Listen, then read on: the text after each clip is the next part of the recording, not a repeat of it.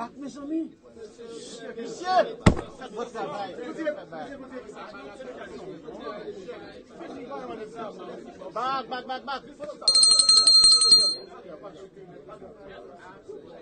Back.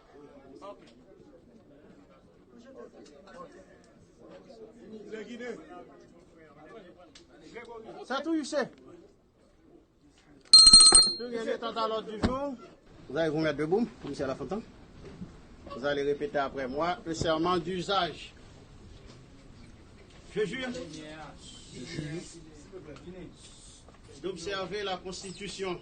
D'observer la Constitution. D'appliquer dans l'exercice de mes fonctions. D'appliquer dans l'exercice de mes fonctions. Les lois en vigueur. Les lois en vigueur. D'aider à la distribution. D'aider à la distribution. D'une saine et impartiale justice. D'une saine et impartiale justice. Et de me conduire en tout. Et de me conduire en tout. Comme un digne. Comme un digne. Et loyal magistrat. Et loyal magistrat. Merci. Le tribunal vous en donne acte. Mettez-vous. Vous pouvez rejoindre les autres représentants du ministère public. À partir de cet instant, vous êtes le chef du parquet de Port-au-Prince.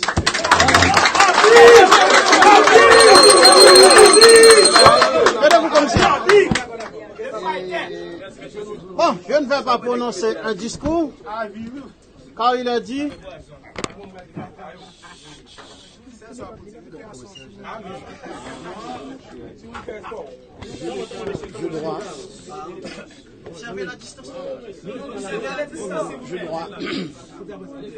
Je dois d'abord remercier le Premier ministre Ariel Henry pour avoir, docteur de son État, pour avoir placé sa confiance en moi. Et cette confiance a permis aujourd'hui que je revienne au parquet pour conduire la politique pénale du gouvernement. Et en cela, je vais faire œuvre qui vaille, de manière à ne pas décevoir le PM et toute son équipe. Je remercie particulièrement le doyen Bernard Saint-Ville qui s'est mis disponible pour recevoir ma prestation de serment, et cela avec toute la bienveillance naturelle et coutumière. Et merci aussi à tous les journalistes ici présents, que ce soit les journalistes comme la presse en ligne, parler télévisé, les avocats qui sont présents, qui sont venus assister à cette prestation de serment. Je vous dis, monsieur, merci. Et c'est quand même un bon signe de collaboration entre parquet et avocats qui se dessine devant nous. Et donc, comme le doyen l'a si bien dit, je suis un territoire connu. Je ne dis pas conquis, mais connu. Et en cela, vous connaissez déjà le principe. Je vais mettre au travail sans désemparer, de manière à adresser valablement les grands chantiers qui m'attendent et pour combler les grandes attentes de la population. Et voilà, c'est le moins ce que j'ai à dire aujourd'hui, en espérant que la prochaine fois, oui, les commissaires, excusez-moi, les représentants, les valables représentants du ministère public qui sont là et qui ont donné donc compétence à ma prestation de serment pour aujourd'hui. Monsieur, je vous dis merci. Et donc déjà, je vous promets que ma franche collaboration, c'est ce que j'ai toujours d'ailleurs pratiqué, cultivé. Et j'ai toujours cru en un leadership collectif, d'accord? Mais collectif, mais responsable et contrôlé cette fois-ci. Et merci encore à tout le monde d'être venu me assister à ma prestation de serment.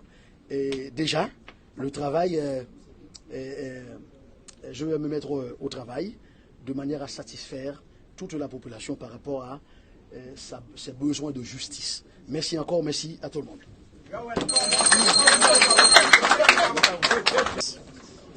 Je dois rappeler que le commissaire Jacques Lafontaine a déjà occupé la fonction de commissaire du gouvernement AI au parquet près le tribunal de première instance de Port-au-Prince.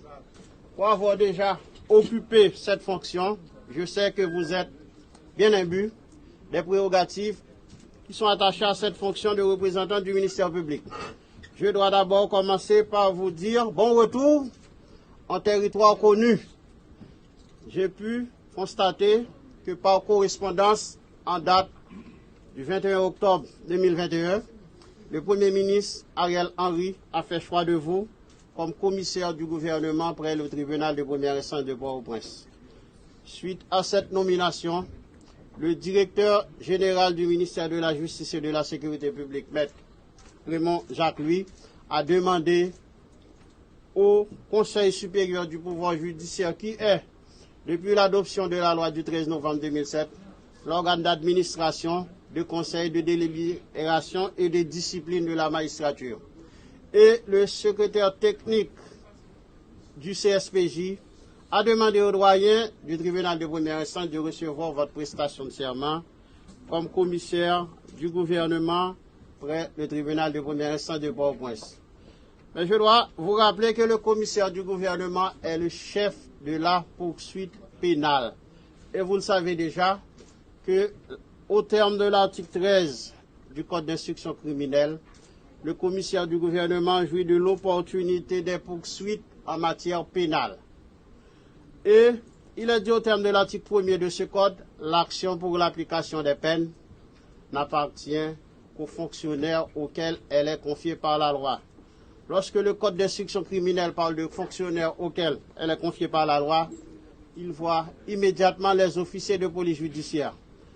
Même si le juge d'instruction ne relève pas du commissaire du gouvernement, mais tous les autres OPJ, tous les autres officiers de police judiciaire sont sous la supervision du commissaire du gouvernement. Il y a la direction centrale de la police judiciaire qui travaille directement pour le commissaire du gouvernement. À un moment où le phénomène de sécurité fait rage, les cas de kidnapping sont en nette progression, je dois vous dire, commissaire, que vous avez du pain sur la planche. Il y a les délais de procédure qui sont dans la majorité des cas qui ne sont jamais respectés. Vous allez nous aider, commissaire, à faire respecter les délais de procédure. Car la loi précise un délai pour la comparution de la personne privée de sa liberté par devant une juridiction appelée à statuer sur son sort. Mais force nous est de constater que les délais ne sont pas respectés. D'ailleurs, en matière correctionnelle, c'est presque sans délai que le prévenu doit comparaître devant le tribunal correctionnel. En application de la loi du 6 mai 1927 sur le flagrant délit correctionnel ou sur la comparution immédiate. D'ailleurs, cette loi permet au commissaire du gouvernement d'opérer la saisine du tribunal correctionnel le jour même de l'arrestation de la personne à partir de simples procès verbal de flagrance. C'est-à-dire, cette loi n'est respectée que dans bien des cas. Vous allez nous aider à instituer une sorte de permanence au niveau du tribunal de première instance de Port-au-Prince. Car lorsque la personne comparaît le jour de son arrestation, les délais de procédure sont respectés. Il y a de très fortes chances qu'on aboutisse à une condamnation ou à une décision qui permette à la personne de rentrer chez elle si elle n'est reconnue coupable d'aucun fait. Il y a également en matière criminelle, commissaire, le délai de procédure qui n'est jamais respecté. D'ailleurs, la loi précise un délai pour l'instruction des dossiers. Mais dans bien des cas, le délai de traitement du dossier n'est pas respecté. Même si on souhaiterait que ce délai soit prorogé à partir d'un autre code, car le juge d'instruction se trouve dans l'impossibilité de remplir sa mission dans le délai prévu par la loi, pour certaines infractions. Mais la loi précise qu'on doit organiser au moins 2 sessions d'assises criminelles avec assistance du jury par année. La dernière session d'assises criminelles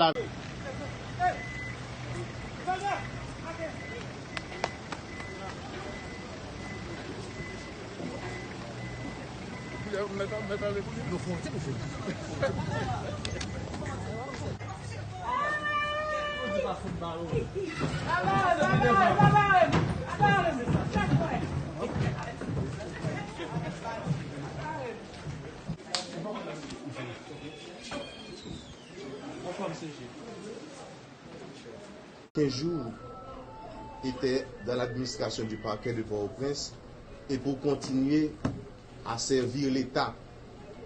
Et puisque aujourd'hui il est décidé par le gouvernement de nommer un autre commissaire, à savoir Maître Jacques Lafortan, avec qui nous avons collaboré au parquet depuis plus que 2 ans.